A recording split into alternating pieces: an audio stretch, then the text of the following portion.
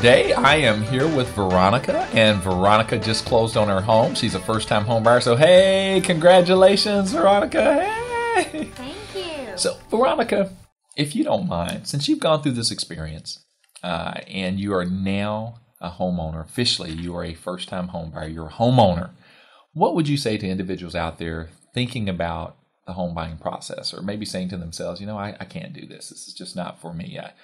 What would you share with an individual out there thinking about buying as it relates to your overall experience? I think anyone can do it. It does take a little bit of effort, takes a little bit of money, but I think anyone out there can go from a renter to a homeowner.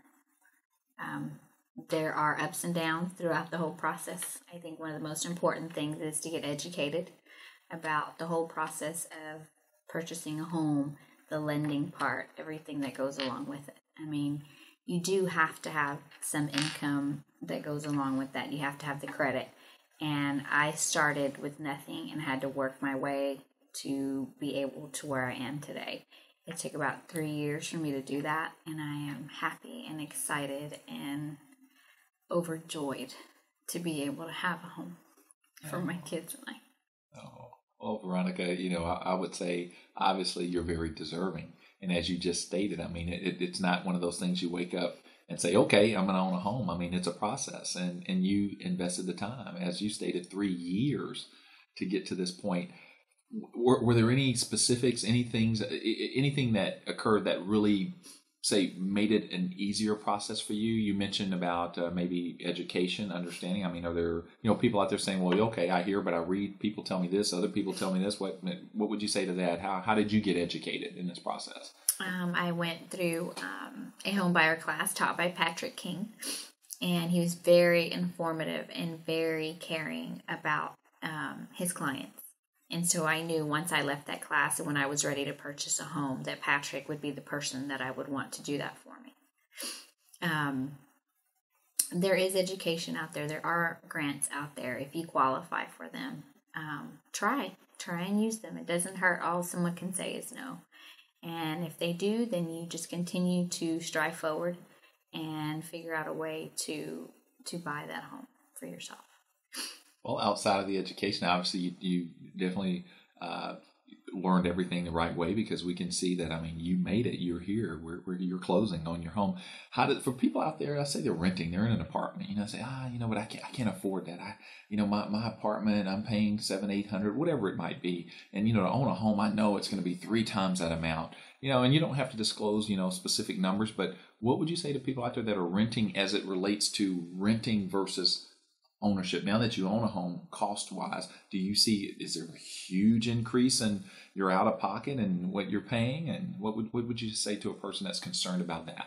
No, I think that renting versus being a home buyer, you're going to pay about the same amount of money, if not less sometimes. Yes, there's a financial responsibility of things, that happen with the home. And if something goes wrong, you don't have landlord to call to come and fix it. But I think at the end of the day, you're renting and you don't have that home to show for yourself. If once you buy this home, it's yours, you can do whatever you want to do with it. But I think that if you think that you can't afford to purchase a home, that's not the case. If you're renting a home or an apartment, you can definitely afford to buy your own home. And that leads into, Veronica, if you don't mind sharing, again, you don't need to give specific numbers to you, but people out there are saying, okay, I hear you, but you said it took you 3 years, so I'm assuming you were saving and you had to have thousands of dollars. I mean, oh my God. I mean, again, you don't have to give specific amounts, but does a person have to have $15,000, $10,000? I mean, are we talking that kind of money, or what would you say to a person thinking, about the financial aspect of it? No, I think that you definitely don't need $10,000 or $15,000 to purchase a home. Yes, you have your closing costs, and there's appraisal fees, and there's earnest money that come into play. But all of that you work towards, you save. You don't need this immense amount of money to do what you want to do for yourself, to accomplish the the goal of buying a home. Yes, you do have to save. Yes, it took me 3 years, but I just wanted enough money financially to be comfortable going into this home because I knew I would need, new things and appliances and things like that for myself. But I was grateful that, I had a realtor that was very responsive and a lender that was very responsive in allowing me to go through this process. It's stressful, but being informed and being able to call either of them and have that response in a timely manner made this a lot easier for me.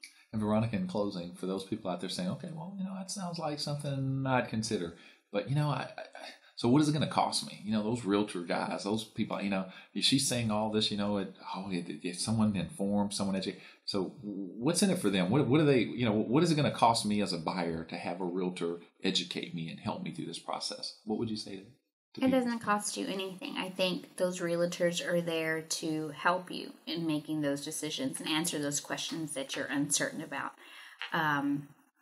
Yes, that's their means of income, and it's nothing that you pay up front to them. It's something that comes out through the process. But I think that if you find the right realtor for you, they're going to do whatever they can to help you. And working with Patrick and Yolanda, I found that experience. I found the responsiveness, can you show me this house? Sure. When can you go? And it was never an issue about what time or anything. It was always, okay, sure, I'll be there. Call me on my cell phone if you need anything. Veronica, on behalf of myself and Yolanda and our team over at Realty Kings Properties, we want to thank you for the opportunity that you've given to us to service you in this home purchase and this whole search and this journey, as I would say, because obviously you've expressed this has been a journey. It's taken you a number of years to get here, and we're just happy to be a part of that. And we're really happy to sit here today and say, hey, congratulations. And we wish you and your family, just many, many, many years of enjoyment in your new home and the best. And we're hopeful that this won't be the last communication that we have. Because for us, as we've said before, and we'll say it again, it's not about the sale. It's about you, the client, and it's about making sure that you're in a situation now that you will be able to have many, many years of enjoyment. And we know that you will because you're educated, you understand the process now, you're in your comfort zone. So now we're just looking for you to have great fun and many years of enjoyment. And we're looking for that call, for the housewarming. Look, see you, Leslie, you already know. Yeah, but no, really, congratulations. And you know what? I know those are probably good tears, I'm sure. They are, and I'm very grateful to have individuals like you that care and help out and educate and thoroughly go over everything with me that I didn't understand and answer every question, because I think this makes the whole process not as stressful as it could be. So I appreciate everything that you and your team have done for myself and the kids. Well, thank you, and congratulations again, Veronica. Thank you.